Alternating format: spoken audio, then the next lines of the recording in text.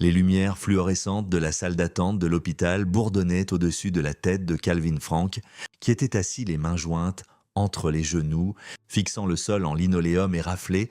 Son fils, Jake, âgé de 8 ans, se trouvait quelque part derrière ces doubles portes, en train de se faire examiner la tête. Le médecin avait dit que cela ressemblait à une commotion cérébrale. Peut-être pire, le côté droit de son visage était gonflé, une ecchymose violette s'étendant comme du vin renversé sur sa tempe. Le téléphone de Calvin sonna, affichant le numéro de sa femme Christine. Il le laissa sonner jusqu'à la messagerie vocale. C'était la 4e fois depuis qu'il avait amené Jake aux urgences. 30 minutes plus tôt, le garçon pleurait quand le voisin l'avait trouvé titubant sur le trottoir, du sang coulant de son oreille. Madame Patterson avait appelé Calvin immédiatement, la voix tremblante en décrivant comment elle avait trouvé Jake à 3 maisons de chez les Malister. C'était là que Christine l'avait emmené cet après-midi, chez son père, pour ce qu'elle appelait du temps en famille. Calvin était de l'autre côté de la ville, en réunion avec des entrepreneurs au sujet d'un nouveau projet commercial sur lequel son entreprise enchérissait.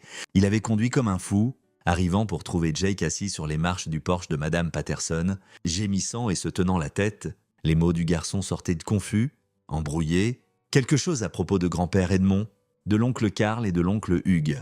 D'être maintenu au sol, du driveway, Calvin avait pris Jake dans ses bras, l'avait chargé dans le camion et avait conduit directement au centre médical Sacred Heart. Il n'avait pas rappelé Christine, il n'avait pas appelé la police. Pas encore. D'abord, il devait savoir que Jake allait bien. Ensuite, il devait savoir exactement ce qui s'était passé. Les doubles portes s'ouvrirent. Un médecin en tenue bleue s'approcha, enlevant ses gants en latex. « Monsieur Frank ?» Calvin se leva d'un bond. « Et comment va-t-il ? Il est stable ? Commotion cérébrale de grade 2. »« C'est certain. Nous l'avons installé confortablement et nous effectuons un scanner pour écarter toute fracture du crâne ou hémorragie interne. Il vous demande... » Calvin la suivit à travers les couloirs stériles, la mâchoire serrée. Ils entrèrent dans une chambre où Jake était allongé sur un lit trop grand pour lui. Des électrodes étaient collées sur sa poitrine et une perfusion dans son petit bras. Ses yeux trouvèrent Calvin et se remplirent immédiatement de larmes. « Papa !» Calvin s'approcha du lit, passant doucement la main dans les cheveux noirs de Jake, évitant avec soin le côté gonflé. « Je suis là. Mon pote, tu es en sécurité maintenant ?» J'ai essayé de m'enfuir, murmura Jake, mais l'oncle Karl m'a attrapé les bras et l'oncle Hugues m'a attrapé les jambes. Et son souffle se coupa. « Chut, c'est bon, tu n'as pas besoin d'en parler maintenant ?» Mais Jake avait besoin de parler. Les mots jaillirent entre les sanglots. Comment grand-père Edmund avait bu, comment il avait commencé à crier à propos de Calvin, le traitant de faible, disant des choses que Jake ne comprenait pas. Comment, quand Jake avait défendu son père, le visage d'Edmond était devenu rouge et laid. Comment il avait attrapé Jake par le col, l'avait traîné dehors. Comment Karl et Hugues l'avaient maintenu au sol sur le driveway pendant qu'Edmond se tenait au-dessus de lui. Il a dit « Ton papa n'était pas là pour me protéger ». Jake sanglota. Il a dit « J'ai besoin d'apprendre ce qui arrive quand les hommes Frank se croisent au fort ». Puis il a attrapé ma tête et la main de Calvin tremblait tandis qu'il caressait les cheveux de son fils à l'intérieur de sa poitrine. Quelque chose de froid et tranchant se formait, comme de la glace se cristallisant dans ses veines.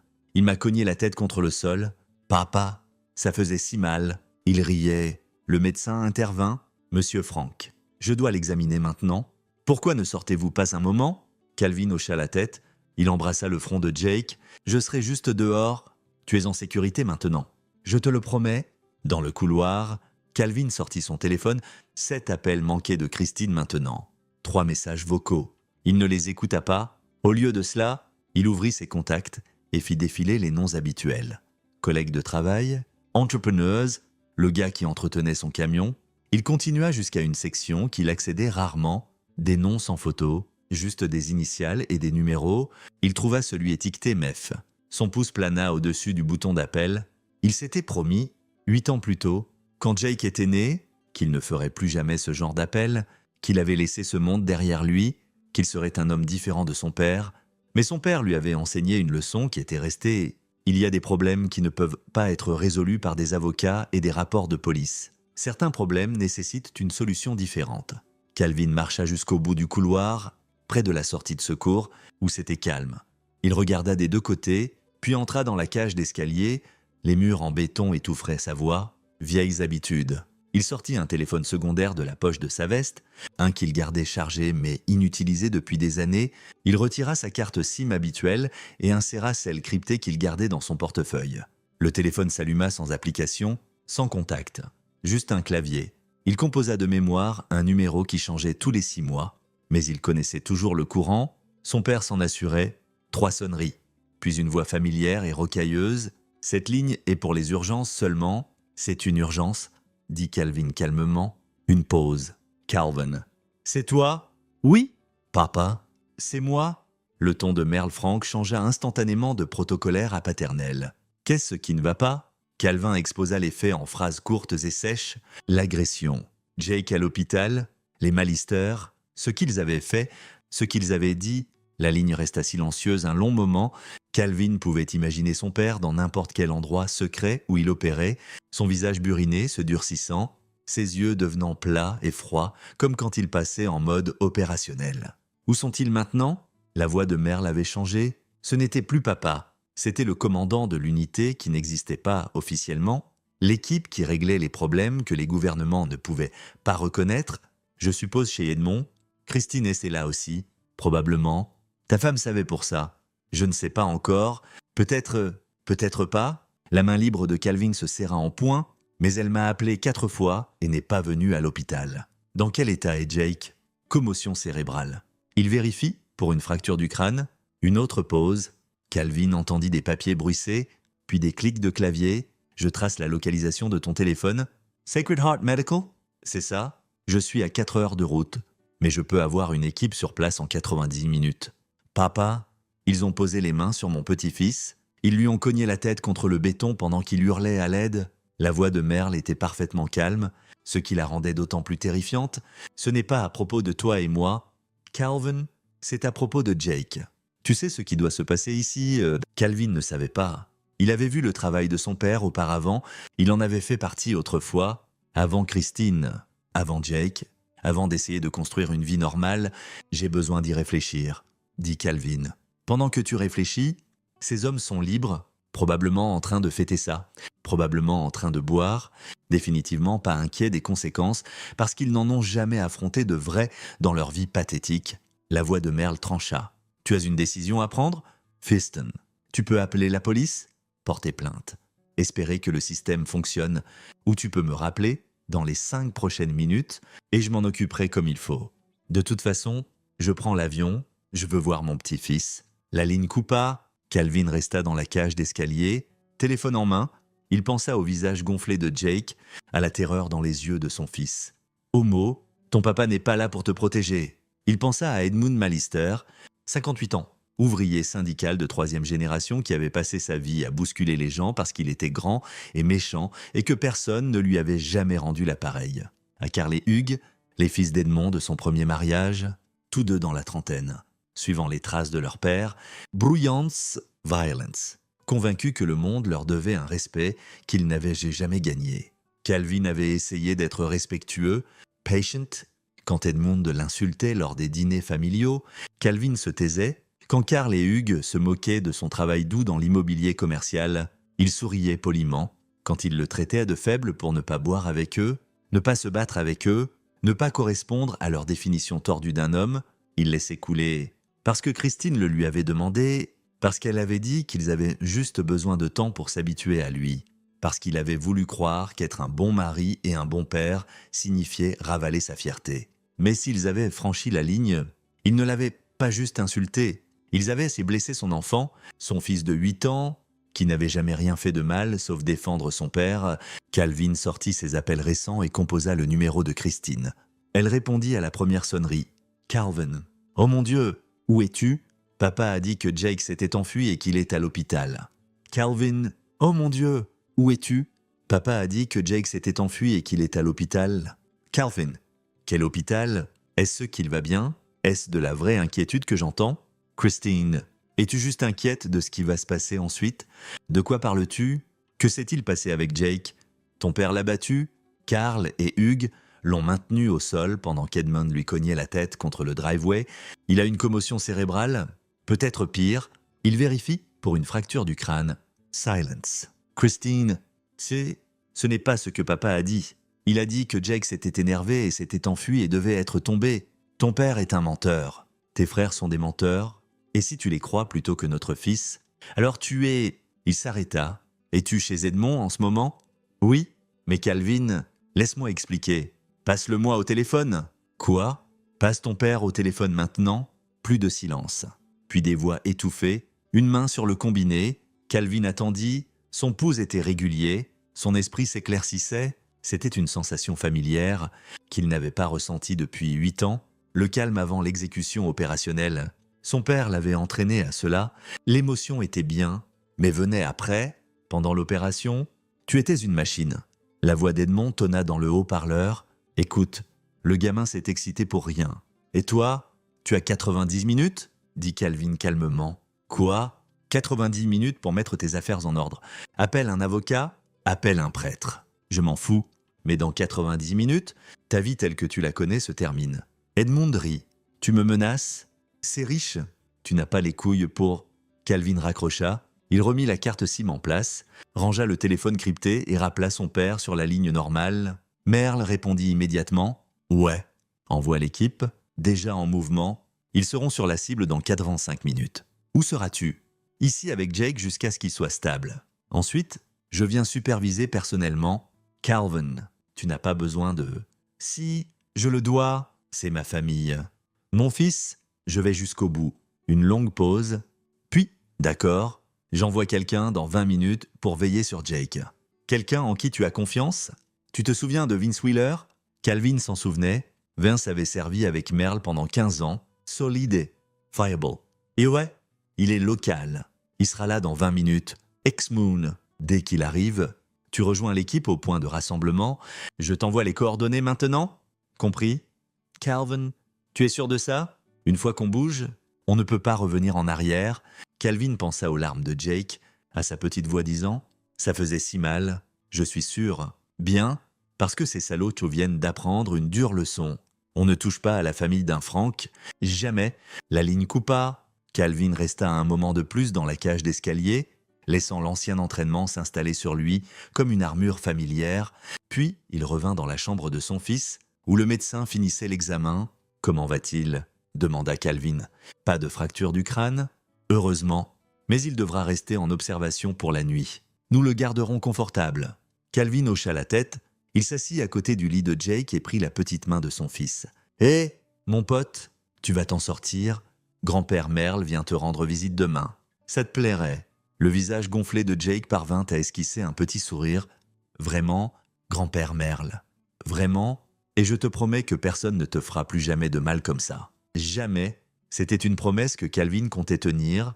L'horloge au mur indiquait 18h47. Dans 82 minutes, la famille Malister découvrirait ce qui arrive quand on déclare la guerre à l'homme qu'il ne faut pas. 20 minutes plus tard, Vince Wheeler arriva en vêtements civils, mais avec la démarche unmistakable d'un soldat, il était dans la quarantaine, bâti comme un mur de briques, avec des yeux bienveillants qui mirent immédiatement Jake à l'aise. « Salut, champion », dit Vince en s'approchant du lit. « Ton grand-père m'a envoyé pour te tenir compagnie.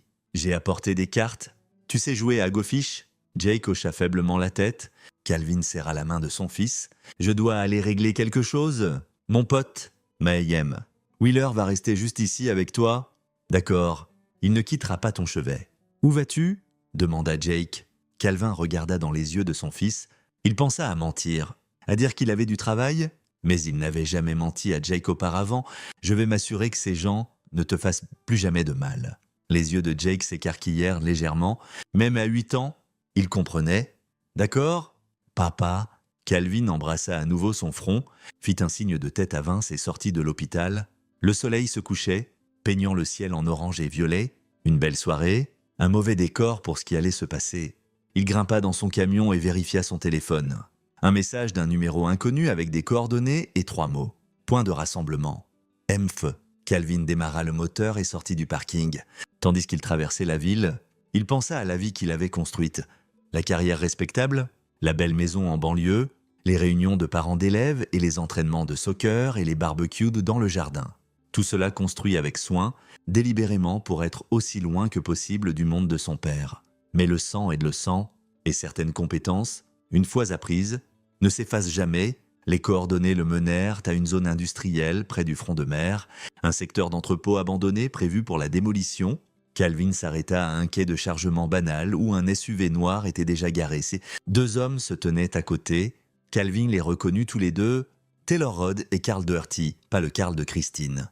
Un homme différent, tous deux anciens des opérations spéciales, tous deux maintenant dans l'unité de son père. Taylor hocha la tête quand Calvin approcha. « Ça fait longtemps ?» Carl, ouais. Calvin leur serra la main. « Merci d'être venu. Merle a dit que c'était pour Jake. Tu sais qu'on remuerait ciel et terre pour ce gamin ?» Carl fit un geste vers le SUV. « Nous avons une surveillance complète sur la résidence Malister, 3 cibles à l'intérieur. Edmonds, Carl Jr. et Hugues, la femme. Ta femme est partie il y a 20 minutes. Elle s'est enregistrée dans un motel en centre-ville. » Calvin enregistra l'information. L'absence de Christine pouvait signifier qu'elle ne voulait pas être là quand les choses tourneraient mal. Ou qu'elle savait que quelque chose arrivait. « Quel est le plan ?» demanda Calvin. Taylor sortit une tablette montrant une imagerie thermique de la maison d'Edmond, Extraction Standard. On entre discrètement, équipe de 3, neutralisé, sécurisé, transporter. Ton père a arrangé un lieu privé pour la conversation. Je veux faire partie de l'équipe d'entrée. Taylor et Carl échangèrent un regard. Carl, tu es hors du jeu depuis 8 ans. Je sais, mais je peux encore bouger et j'ai besoin d'être là quand on les prend. Carl l'étudia un moment, puis hocha la tête. D'accord, mais tu suis nos ordres. C'est une opération contrôlée, pas une vengeance brutale. Nous faisons ça proprement. Compris ? Taylor tendit à Calvin une armure corporelle et un écouteur. On bouge dans 40 minutes. Merle envoie des infos en temps réel. Edmond et ses garçons boivent. Ils deviennent plus bruyants. Plus on attend, plus c'est facile. Calvin enfila l'armure. Le poids familier, malgré les années, ses mains passèrent automatiquement par la vérification de l'équipement. Mémoire musculaire. L'entraînement de son père avait été minutieux. Un 3e SUV arriva. 3 hommes en sortirent. Hugh Bridges, Willie Edwards et Ricky Katz. L'équipe compléta. Calvin les connaissait tous d'avant. Des opérateurs professionnels qui avaient travaillé dans des endroits qui n'existaient pas officiellement, faisant des choses qui n'étaient jamais reconnues officiellement. Ils se rassemblèrent autour de la tablette tandis que Taylor exposait l'approche. Entrée arrière, force minimale, Edmond a un chien, mais Willie a des sédatifs. On se sépare. Taylor et Cal prennent Edmond, Carl et Ricky prennent les frères. Hugh et Willie sécurisent les sorties et les véhicules. Questions. Personne n'en avait. Ce n'était pas leur première opération, c'était juste la première de Calvin depuis presque une décennie. Une chose de plus, dit Taylor en regardant Calvin. Ton père les veut intacts ? Quoi que tu ressentes, quoi que tu veuilles faire. Ça vient plus tard au lieu, pendant l'extraction. Nous sommes des fantômes. On entre, on les prend, on sort. Claire. Calvin hocha la tête. Claire. Mais à l'intérieur, quelque chose de froid et patient s'installait. Plus tard au lieu, les Malister apprendraient exactement qui ils avaient eu blessé et ce que cela signifiait. L'horloge décomptait, 35 minutes jusqu'au début de l'opération. Edmund Malister buvait du bourbon dans son salon, riant avec ses fils des événements de la journée. Il n'avait aucune idée que 6 opérateurs hautement entraînés se préparaient à les effacer de leur petit monde confortable et violent. Il n'avait aucune idée que l'homme faible qu'ils avaient moqué avait passé un appel crypté. Il n'avait aucune idée de ce qui arrivait, mais il le saurait. Très bientôt, l'entrepôt sentait la rouille et l'abandon. Calvin se tenait avec l'équipe, écoutant Carl Doherty revoir les détails finaux. Son téléphone vibra, un message de Vince Wheeler avec une photo de Jake dormant paisiblement dans son lit d'hôpital. « Reste concentré », dit Taylor, remarquant que l'attention de Calvin dérivait. « Ton gamin est en sécurité maintenant ? Assure-toi qu'il le reste ?» Calvin rangea son téléphone. « Allons-y. » Ils chargèrent dans 2 véhicules. Calvin roula avec Taylor et Carl. Le silence était confortable entre opérateurs qui comprenaient que les paroles inutiles n'étaient que du bruit. Par son écouteur, il entendit Willie confirmer les positions de Russ et il lançait le timer.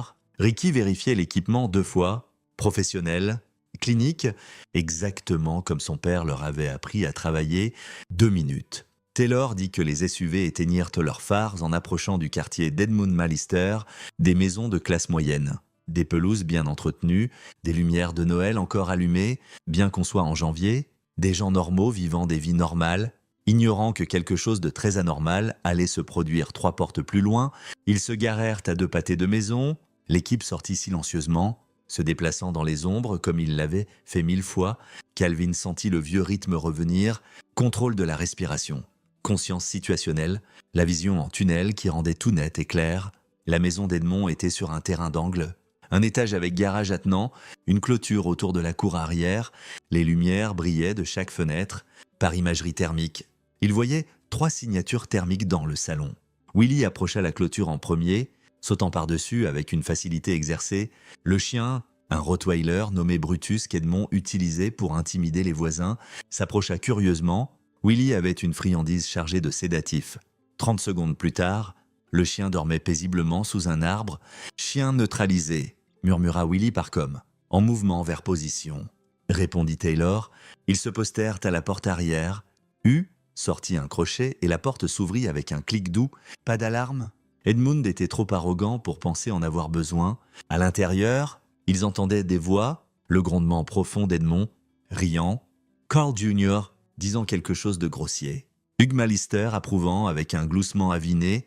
L'équipe traversa la cuisine comme de la fumée. Le rythme cardiaque de Calvin ne s'accéléra jamais. Un autre cadeau de l'entraînement de son père. La peur était utile seulement si on la contrôlait. Ils atteignirent l'entrée du salon. Taylor leva 3 doigts, comptant à rebours. Tri, do, weda. Ils envahirent la pièce simultanément, armes levées, voix commandant. Mains en l'air. Ne bougez pas. Edmund Mallister était à moitié sorti de son fauteuil inclinable quand il vit 6 hommes, armés en tenue tactique, envahir son salon. Son visage passa du choc à la rage en un instant. Qu'est-ce que c'est que ça? Qui êtes-vous? Bon sang. Carl Jr. et Hugh Mallister se figèrent sur le canapé, bouteille de bière à mi-chemin de leur bouche. Taylor avança, sa voix calme et autoritaire. Edmund Mallister, Carl Mallister, Hugh Mallister, vous venez avec nous? Vous pouvez coopérer? Ou on rend ça difficile? À vous de choisir. Pas question. Bon sang, Edmund se leva d'un bond, tendant la main vers quelque chose sur la table de chevet. Carl Doherty fut plus rapide. Il tordit le bras d'Edmond derrière son dos avant que l'homme plus âgé puisse attraper ce qui s'avéra être un pistolet. Mauvais choix, murmura Carl, attachant les poignets d'Edmond avec des liens plastiques avec une efficacité exercée. Hugh Mallister fila vers le couloir. Ricky était déjà là. Le plaquant parfaitement, il tomba durement, haletant. Carl Jr. essaya de sortir son téléphone. Willy le lui arracha comme on prend un bonbon à un enfant. Pas de ça, en 90 secondes. Les 3 hommes Mallister étaient attachés, encagoulés et escortés par la porte arrière. Toute l'opération fut parfaite, comme dans un manuel, silencieuse, rapide, chirurgicale. Tandis qu'ils chargèrent les prisonniers dans le second SUV, Edmund hurlait à travers sa cagoule. « Vous ne savez pas à qui vous avez affaire? J'ai des connexions, j'ai des amis au syndicat. » Taylor ferma la porte, étouffant les menaces. « Ils disent toujours ça ?» Calvin se tenait sur le driveway, regardant la maison, quelque part là-dedans, dans ce salon où ils avaient bu et ri d'avoir blessé Jake. Peut-être y avait-il des preuves? Du sang sur le driveway dehors, le sang de son fils. « Carl, » dit Taylor calmement, « on doit bouger. » Calvin hocha la tête. Ils grimpèrent dans le SUV de tête et s'éloignèrent, laissant la maison d'Edmund Mallister exactement comme ils l'avaient trouvée. Sauf que 3 de ses occupants étaient maintenant attachés à l'arrière d'un véhicule banalisé, se dirigeant vers un lieu qu'ils ne verraient jamais venir. L'opération avait pris 12 minutes de l'entrée à l'extraction. Edmund Mallister avait 68 minutes avant de comprendre exactement ce qu'il avait fait. Le lieu était une conserverie abandonnée à 64 km en dehors de la ville. Entouré de marais et accessible seulement par une route envahie par la végétation, le père de Calvin la possédait via une société écran, l'une des nombreuses propriétés utilisées pour des opérations nécessitant de la discrétion. À l'intérieur, des lampes de travail fluorescentes avaient été installées sur ce qui était autrefois le sol principal de traitement. L'espace était en béton et acier, avec des grilles de drainage au sol et des crochets pendus au plafond. Clinique, parfait pour ce qui suivait. Les 3 hommes, Mallister, étaient attachés à de lourdes chaises boulonnées au sol, toujours encagoulés. Edmund jurait. Carl Jr. respirait fort, essayant de ne pas paniquer. Hugh était silencieux, ce qui signifiait qu'il était soit terrifié, soit en train de calculer, probablement les deux. Merle Frank arriva 30 minutes après l'équipe. Calvin entendit l'hélicoptère avant de le voir. Le vieux n'utilisait jamais la voiture quand il pouvait voler. Le vieil homme entra dans la conserverie en pantalon tactique sombre et veste noire, ses cheveux argentés coupés court, à la militaire malgré ses 72 ans. Il se déplaçait comme un homme 2 fois plus jeune. Calvin. Merle serra son fils dans ses bras, puis le tint à bout de bras, étudiant son visage. « Ça va ?»« Ça va ?» Jake. Stable. Vince est avec lui. « Bien ?» Merle se tourna vers les 3 prisonniers encagoulés. Son expression ne changea pas, mais quelque chose de froid scintilla dans ses yeux. « Ce sont eux ? C'est eux ?» Merle marcha lentement autour des chaises, comme un général inspectant des combattants ennemis. « Messieurs, dit-il, sa voix portant dans l'espace, je vais enlever vos cagoules maintenant. Mais avant, comprenez ceci, nous sommes à 64 km de la ville la plus proche, sur une propriété privée, entourée de marais. Personne ne peut vous entendre hurler. Personne ne viendra vous aider. Vos téléphones sont partis.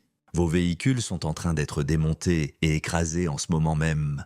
Pour le monde extérieur, vous 3 êtes partis en beuverie et avez disparu. Ça arrive. » Il arracha d'abord la cagoule d'Edmond. Edmond cligna des yeux dans la lumière crue, son visage rouge et furieux. « Fils de... Quand je sors de là, je vais trouver chacun d'entre vous et... Vous avez posé les mains sur mon petit-fils ?» dit Merle calmement. « Comprenez-vous ce que ça signifie ?» Les yeux d'Edmond s'ajustèrent à la lumière. Il vit l'équipe debout en périmètre lâche, tous armés, tous le regardant avec la même expression plate et professionnelle. Puis il vit Calvin debout à côté de Merle. Calvin. Le visage d'Edmond se tordit de confusion, puis de mépris. « C'est toi derrière ça ? Espèce de sans-couille ? Tu as appelé une bande de mercenaires pour te battre à ta place ?» C'est exactement ce que j'ai dit à Jake. Son papa est un lâche. Merle bougea plus vite qu'un homme de son âge ne devrait pouvoir le faire. Il attrapa Edmond à la gorge, serrant juste assez pour rendre la respiration difficile. « Continue à parler. S'il te plaît, je veux que tu continues à ouvrir ta gueule pour que je puisse justifier tout ce que je vais te faire. » Le visage d'Edmond vira au violet. Il fit des bruits d'étouffement. Merle le relâcha. Edmond halta pour respirer. Les cagoules de Carl Jr. et Hugues furent enlevées ensuite. Les 2 hommes paraissaient terrifiés, scrutant la pièce, comprenant clairement qu'ils étaient dans de sérieux ennuis. « Vous voyez ?» continua Merle en marchant lentement. « Calvin ici a quitté mon monde il y a des années. Il voulait une vie normale. Femme, enfant, clôture blanche. Je respectais ça, mais c'est mon fils. Et plus important, Jake est mon petit-fils. Et vous 3 ?» Il les désigna avec dégoût. « Vous avez violé la seule règle qui compte ? Vous avez blessé un enfant ? Mon enfant, c'est notre famille aussi ?» cracha Edmond. « Je lui apprenais. » Lui apprenais quoi ? À te craindre. À connaître la douleur. Calvin parla enfin, sa voix mortellement calme. « Vous avez maintenu un garçon de 8 ans au sol et cogné sa tête contre le béton. Vous avez ri pendant qu'il hurlait à l'aide. Vous lui avez dit que son père ne pouvait pas le protéger. « Parce que tu ne peux pas ?» rétorqua Edmond. « Tu es un faible petit. Est-ce que j'ai l'air faible maintenant ?» Calvin s'approcha. « Tu voulais savoir si je pouvais protéger mon fils ? Laisse-moi te montrer exactement comment je protège ma famille. » Il fit un signe à Taylor, qui apporta une tablette. Calvin afficha les fichiers que son équipe avait compilés dans les 3 dernières heures pendant qu'il préparait l'extraction. « Edmund Mallister, tu détournes de l'argent d'un fonds de pension syndicale depuis 6 ans, environ 340 000 $. Nous avons les relevés bancaires, les comptes fictifs, tout. » Calvin balaya vers le fichier suivant. « Carl Mallister Jr. 3 conduites en état d'ivresse couvertes par les connexions syndicales de ton père. Aussi, tu voles de l'équipement des docks et le revends. Nous avons trouvé ton unité de stockage. » Le visage de Carl Jr. blanchit. « Hugh Mallister, continua Calvin. Tu as un petit business secondaire en vendant de l'oxy que tu voles à la pharmacie où travaille ta copine. Plus des accusations d'agression qui ont mystérieusement disparu. Nous savons tout. Vous ne pouvez prouver rien de tout ça ?» grogna Edmond. « Je n'ai pas à le prouver. Je dois juste envoyer ces fichiers aux bonnes personnes. FBI, DIA, Comité de surveillance syndicale, Service des impôts. » Calvin sourit froidement. « Mais voici ce qui est intéressant. Nous n'allons pas faire ça parce que ce serait trop facile. Trop propre. » Il regarda son père. Merle hocha la tête. « Voici ce qui va se passer, » dit Calvin. « Vous allez confesser chaque crime, chaque deal sale, tout, en vidéo, en détail, puis vous signez des confessions, des documents légaux notariés. » « Pas question, » dit Edmond. « Vous le ferez ?» dit Merle. « Parce que si vous ne le faites pas, on fait ça à la dure. Et croyez-moi, messieurs, vous ne voulez pas la dure. Je fais ça depuis 40 ans. Je sais exactement combien de douleurs un corps humain peut endurer avant de craquer. Je sais quels os brisés, quels tendons sectionnés, quels points de pression font pleurer les hommes adultes pour leur maman. Ils pleuraient maintenant, s'il vous plaît. S'il vous plaît, on ne voulait pas. Vous ne vouliez pas presque fracturer le crâne de mon fils? Vous ne vouliez pas rire pendant qu'il hurlait? Le contrôle de Calvin glissait maintenant, sa voix montant. Il a 8 ans. Le silence tomba sur la conserverie. Merle posa une main sur l'épaule de Calvin. Fiston, reste concentré. Calvin respira, hocha la tête. L'ancien entraînement se réaffirma. L'émotion après l'opération? Pas pendant. Voici l'accord, continua Merle. Vous confessez, vous signez les documents, et on vous livre aux autorités. Vous ferez de la prison, mais vous vivrez. Oh, il pausa, laissant ça pénétrer. Vous refusez, et vous disparaissez définitivement. Nous avons un bateau qui attend. Le marais est profond, les corps ne remontent jamais. Vous devenez un mystère. 3 idiots ivres qui se sont égarés au mauvais endroit et n'ont jamais été revus. Vous ne pouvez pas. La police va... bégaya Hugues. La police ne vous trouvera pas. Personne ne le fera. J'ai fait disparaître des problèmes plus gros que vous dans des endroits où les gouvernements ont de vraies ressources pour chercher au... Vous pensez qu'un département de shérif local va vous trouver dans un marais de Louisiane? Merle rit sombrement. Choisissez. Edmund regarda ses fils. Pour la première fois, quelque chose comme de la peur traversa son visage. Pas de la peur pour lui-même, Edmund était trop arrogant pour ça. Mais la peur que ces garçons soient vraiment en danger mortel. Si nous confessons, dit-il lentement, vous nous laissez vivre? Vous irez en prison, corrigea Calvin. Prison fédérale probablement, la fraude syndicale seule vaut 15 à 20 ans. Mais oui, vous vivrez. La mâchoire d'Edmund travailla. Calvin pouvait le voir calculer, peser ses options, probablement penser qu'il pouvait battre les charges, prendre un bon avocat, négocier un deal. D'accord, dit enfin Edmund. Nous confesserons, commencez à parler, dit Merle en activant une caméra vidéo sur un trépied, et Edmund Mallister commença à parler. Il fallut 4 heures pour tout documenter. Edmund confessa la fraude sur le fonds de pension, détaillant chaque transaction. Carl Jr. admit les vols et les conduites en état d'ivresse couverte. Hugh sanglota pendant sa confession sur le trafic de médicaments sur ordonnance, mais Calvin s'assura qu'il confesse aussi l'agression sur Jake en détail, en vidéo, avec chacun décrivant exactement ce qu'ils avaient fait. « J'ai attrapé ses bras », dit Carl Jr., sa voix plate et morte. « Je l'ai maintenu au sol pendant que papa attrapait sa tête et... »« Dis-le », exigea Calvin. « Je l'ai tenu pendant que papa lui cognait la tête contre le driveway 3 fois. Le gamin pleurait, nous suppliait d'arrêter, mais papa a dit qu'il avait besoin d'apprendre. Apprendre quoi? Pressa Calvin. Carl Jr. regarda la caméra. Papa a dit que Jake avait besoin d'apprendre ce qui arrive quand les hommes francs se croient forts. Il a dit que Calvin était faible et que son gamin avait besoin de le savoir. Calvin sentit un muscle de sa mâchoire tressaillir, mais garda une expression neutre. Tout cela était enregistré. Des preuves documentées. Quand ce fut fini, Merle fit signer à chacun des confessions légales préparées par un avocat qui avait volé spécialement pour ça, un homme spécialisé dans les documents problématiques rendus inattaquables et légitimes. « Et maintenant » demanda Edmund, son arrogance enfin dégonflée. « Maintenant » dit Merle. « On passe un appel. » Il composa un numéro sur haut-parleur. Une voix de femme répondit « Agent FBI Petra Carpenter. »« Agent Carpenter, c'est un tuyau anonyme. Vous trouverez 3 individus, aux coordonnées suivantes, prêts à confesser de multiples crimes fédéraux, y compris fraude sur fond de pension syndicale, trafic de médicaments sur ordonnance et conspiration.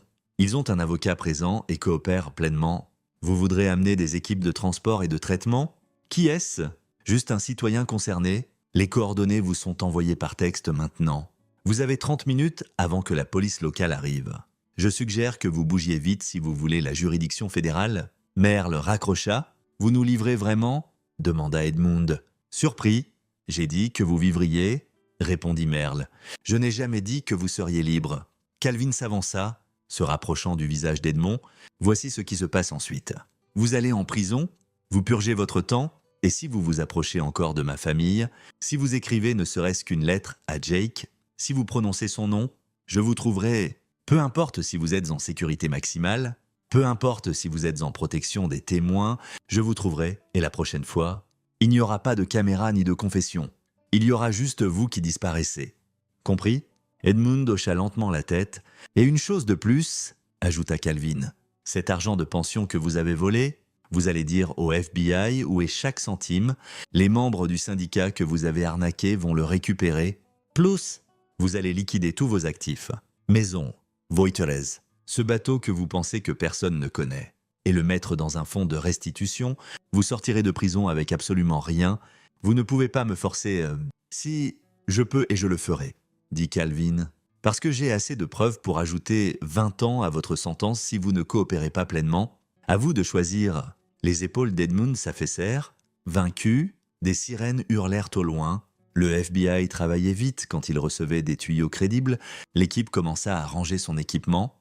Calvin regarda les 3 hommes malistères, brisés, terrifiés, face à des années en prison fédérale. Une partie de lui ressentait de la satisfaction, une autre ne ressentait rien du tout. « Viens », dit Merle, « sortons d'ici avant que les fêtes arrivent. » Nous n'avons jamais été ici. Calvin jeta un dernier regard à Edmund. Tu avais raison sur une chose. Je n'étais pas là pour protéger Jake ce jour-là, mais je suis là maintenant. Et tu viens d'apprendre ce que ça signifie. Ils quittèrent la conserverie avant l'arrivée des véhicules fédéraux, au moment où l'agent Carpenter et son équipe trouvèrent les 3 hommes, malisteurs attachés et prêts à confesser. L'entrepôt était vide, sauf pour les prisonniers. Leur confession légale et une clé USB contenant toutes les preuves vidéo, Calvin roula en silence vers la ville, assimilant tout ce qui s'était passé. Son téléphone vibra, un message de Vince. « Jake Dort, signe vitaux bon. Il demande après toi, j'ai besoin de retourner à l'hôpital ?» dit Calvin. « On te dépose là ?» répondit Taylor. « Carl, tu as bien fait ce soir ?» Calvin n'en était pas sûr. Il avait abattu 3 criminels violents et protégé son fils. Mais il avait aussi montré au grand-père de Jake, et par extension à Jake, que la violence pouvait résoudre les problèmes. C'était ce dont il avait essayé de s'éloigner pendant 8 ans, mais certaines leçons n'avaient pas besoin d'être enseignées. Certaines leçons étaient juste comme ça. Tu protèges ta famille, quoi qu'il en coûte. Calvin entra dans la chambre d'hôpital de Jake à 2h17 du matin. Vince Wheeler dormait dans un fauteuil à côté du lit, mais il se réveilla instantanément quand la porte s'ouvrit, sa main se dirigeant vers une arme cachée avant de reconnaître Calvin. « Tout bon ?» demanda Vince calmement. « Tout bon, merci d'être resté. Quand tu veux, le gamin est un battant. Il me rappelle toi à cet âge. » Vince s'éclipsa, laissant Calvin seul avec son fils. Jake dormait, son visage encore gonflé, mais paisible. Les moniteurs bipaient régulièrement, rythme cardiaque normal. « Stable ?» Calvin s'assit dans le fauteuil que Vince avait libéré, prenant la petite main de Jake dans la sienne. Le garçon remua mais ne se réveilla pas. « Je suis désolé de ne pas avoir été là, » murmura Calvin. « Je suis désolé qu'il t'ait blessé. Mais je te promets, mon pote, ils ne blesseront plus jamais personne. Et tu es en sécurité, tu seras toujours en sécurité. » Il resta là jusqu'au lever du soleil, regardant son fils dormir, pensant à la vie qu'il avait construite et à celle qu'il avait laissée derrière, se demandant si les deux pouvaient vraiment être séparés. À 6h30, une infirmière entra pour vérifier les signes vitaux de Jake. « Bonjour, monsieur Frank. Il a passé une nuit paisible. Le médecin passera vers 9h pour discuter de la sortie. »« Merci. » Son téléphone vibra. Une alerte news. 3 hommes locaux arrêtés dans une enquête fédérale, accusation de fraude syndicale et de trafic de drogue. L'article détaillait les arrestations d'Edmund, Carl et Hugh Mallister. Les agents fédéraux les avaient pris en custodie suite à un tuyau anonyme. Tous 3 coopéraient pleinement avec représentation légale. Une audience initiale était prévue pour lundi. Aucune mention de comment ils étaient arrivés là. Aucune mention de l'équipe d'extraction ou des confessions ou des 4 heures dans une conserverie abandonnée. Juste 3 criminels qui avaient été attrapés, la justice servie. Le téléphone de Calvin sonna. « Christine ». Il envisagea de ne pas répondre, mais finit par décrocher. « Ouais. »« Calvin. Oh mon Dieu. As-tu vu les news ?»« Mon père. »« Carl. »« Hugh. » Ils ont été arrêtés. Ils parlent de fraude et de drogue, et je ne comprends même pas ce qui se passe. « Ils ont blessé Jake, » dit Calvin platement. « Ils ont agressé notre fils ? C'est ce qui arrive. As-tu quoi ? Christine, as-tu appelé le FBI avec des preuves de leur crime ?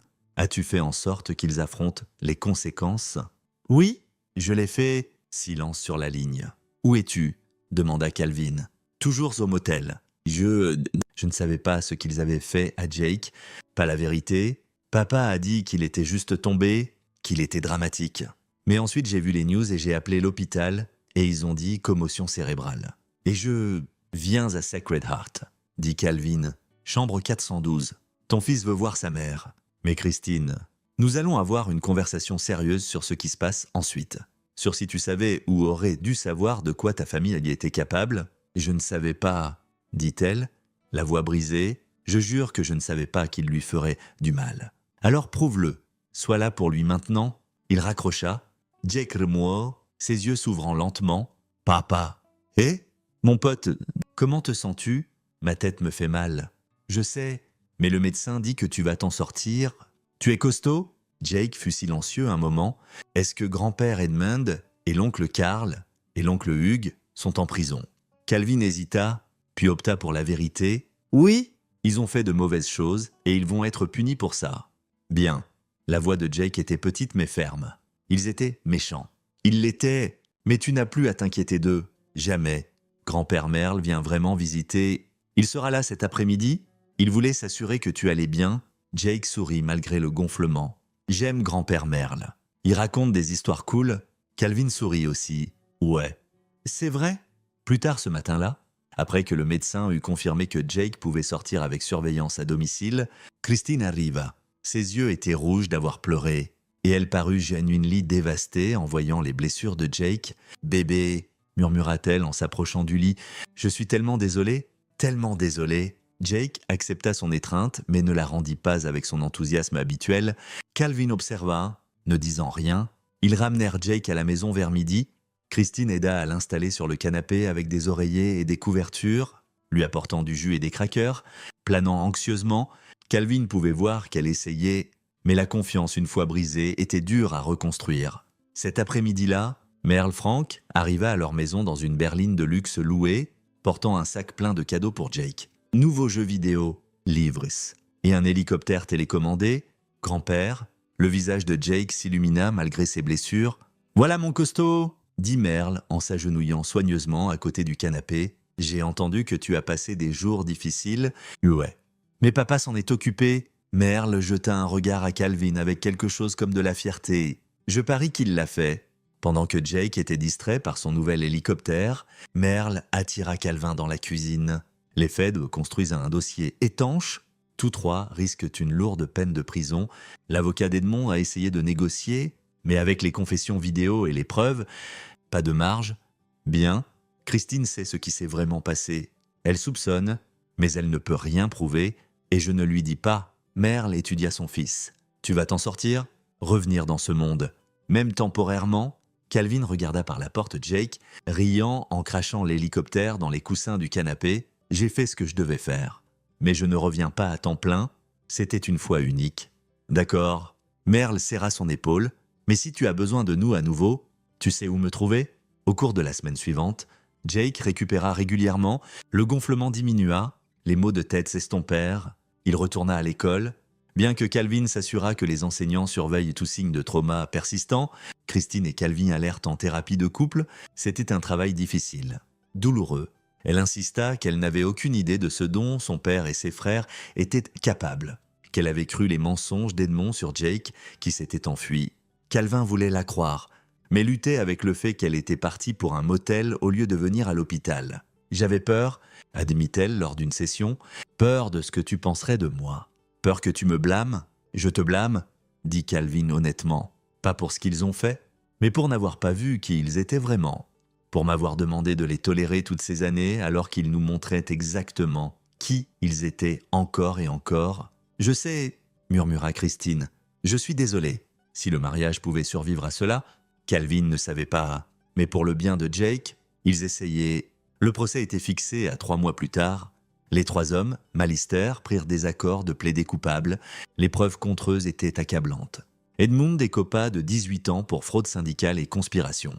Carl Jr., 12 ans pour vol et obstruction, eut 15 ans pour trafic de drogue.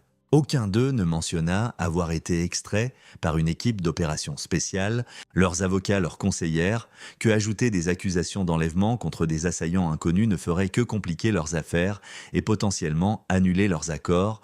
Ils allèrent en prison calmement, leur nom ajouté à la liste des criminels qui avaient appris trop tard que certaines familles ne devaient pas être croisées. Calvin se tenait dehors du tribunal le jour de la sentence d'Edmund. Regardant tandis qu'ils emmenaient son ancien beau-père en chaîne, Edmund paraissait vieux maintenant, brisé. L'arrogance avait disparu, À sa place, la peur et la défaite. Leurs yeux se croisèrent un moment. Edmund détourna le regard en premier. Calvin se tourna et marcha vers son camion où Jake attendait sur la banquette arrière. Jouant à un jeu sur sa tablette, le garçon leva les yeux quand Calvin grimpa. « C'est fini ?» demanda Jake. Calvin démarra le moteur. « Ouais, mon pote, c'est fini. » Bien, Jake revint à son jeu, passant déjà à autre chose comme les enfants le font, résilient, guérissant. Calvin rentra chez lui, passant devant les maisons normales avec leur vie normale, vers sa propre maison normale où il continua à construire sa vie normale. Mais maintenant, il portait la connaissance qu'il pouvait revenir dans le monde de son père s'il en avait besoin. Il espérait ne jamais en avoir besoin, mais s'il le faisait, il savait exactement qui appeler. Et il savait exactement ce qui se passerait ensuite. Parce que certaines leçons, une fois apprises, ne s'effacent jamais. Certaines compétences, une fois acquises, restent affûtées pour toujours. Et certains hommes, peu importe à quel point ils essayent de laisser l'obscurité derrière, la portent avec eux toujours, prêts à la déchaîner quand les gens qu'ils aiment sont menacés. Calvin Frank avait essayé d'être un homme différent de son père, mais en fin de compte, ce qui comptait le plus, il était devenu exactement ce qu'il devait être. Un père qui protégeait son fils, quoi qu'il en coûte. 6 mois plus tard, Jake célébra son 9e anniversaire avec une fête dans le jardin. Des amis de l'école vinrent, mangèrent du gâteau, jouèrent à des jeux, des trucs normaux d'enfants, le genre de vie que Calvin avait toujours voulu pour lui. Christine et Calvin étaient encore ensemble, travaillant sur les choses lentement, soigneusement. La confiance se reconstruisait, un jour à la fois. Merle visitait mensuellement, apportant toujours des cadeaux, racontant toujours des histoires à Jake. Bien qu'il omette les parties sur les opes noires et les missions classifiées, pour Jake, grand-père Merle était juste un vieux cool avec des contes intéressants sur des endroits lointains. Un soir, après que les invités de la fête soient d'un parti et que Jake dorme en haut, Calvin se tenait sur sa terrasse arrière avec une bière, regardant les étoiles. Son téléphone vibra, un message de Taylor Rhodes. Entendu d'un vieil ami, Edmund a essayé de causer des ennuis en prison. A choisi le mauvais gars, actuellement en médical, mâchoire cassée. Pensais que tu voudrais savoir. Calvin fixa le message un long moment, puis le supprima. Certains problèmes se résolvaient d'eux-mêmes. Il rentra, verrouilla les portes, vérifia Jake une fois de plus, quelque chose qu'il faisait chaque soir maintenant, et alla se coucher à côté de sa femme, dehors. Le quartier dormait paisiblement, en sécurité, protégé, normal. Mais Calvin connaissait la vérité, normal était une illusion. Un mensonge confortable que les gens se racontaient. Le monde réel était plus sombre, plus dangereux, plus violent que la plupart des gens ne voulaient le croire. Et parfois, pour protéger l'illusion de normal, il fallait devenir quelque chose d'anormal, quelque chose de dangereux, quelque chose qui opérait dans les espaces entre la loi et la justice. Son père lui avait enseigné ça. Et maintenant, Calvin avait prouvé qu'il avait bien appris la leçon. La famille Malister avait voulu enseigner à Jake ce qui arrive quand les hommes francs se croient forts. Au lieu de ça, ils avaient appris ce qui arrive quand on déclare la guerre à la mauvaise famille. Ils avaient appris que certains pères ont des ressources que la plupart des gens ne peuvent imaginer. Ils avaient appris que la violence a des conséquences. Ils avaient appris qu'en 90 minutes, une vie entière peut être détruite par un appel crypté. Edmund Malister avait ri pendant que le fils de Calvin hurlait à l'aide. Maintenant, Edmund était en prison, brisé et effrayé, apprenant ce que c'est d'être impuissant. La justice, pensa Calvin, n'était pas toujours servie par les tribunaux et les lois. Parfois, la justice portait une tenue tactique et opérait dans les ombres. Parfois, la justice était un père qui passait un appel, et parfois, la justice était froide, calculée et absolument finale. Calvin ferma les yeux et dormit paisiblement. Sachant que son fils était en sécurité, c'était tout ce qui comptait. Tout le reste n'était que bruit. C'est ici que notre histoire se termine. Partagez vos pensées dans la section des commentaires. Merci pour votre temps précieux. Si vous avez aimé cette histoire, assurez-vous de vous abonner à cette chaîne. Cela m'aiderait beaucoup.